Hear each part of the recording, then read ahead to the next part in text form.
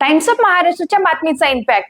नमस्कार, मी प्राप्ती आणि आपण पाहत आहात टाइम्स ऑफ महाराष्ट्र. लोकशाहीचा चौथा स्तंभ जेव्हा जागता पहारा देतो तेव्हा प्रशासन कसं धावतं याचं ज्वलंत उदाहरण पुण्यात पाहायला मिळालं आहे. टाइम्स ऑफ महाराष्ट्राच्या बातमीने पुन्हा एकदा मोठा इम्पॅक्ट पाडला आहे. वडगाव शहरातील सर्वे क्रमांक 46/6 मधील एका बेकायदेशीर आणि अतिशय धोकादायक गंजलेल्या पोलकडे महापालिकेने चक्क 120 दिवस दुर्लक्ष केलं होतं. पहिल्या कारवाईत फक्त सांगाडा काढला, पण मुख्य लोखंडी खांब तसाच ठेवला होता. हा पोल म्हणजे नागरिकांसाठी डेड ट्रॅप ठरला असता, पण टाइम्स ऑफ महाराष्ट्राने या निष्काळजीपणावर बोट ठेवलं आणि प्रशासनाला जाब विचारला. बातमी प्रसिद्ध होतात अवघ्या 2 तासात चक्रे फिरली.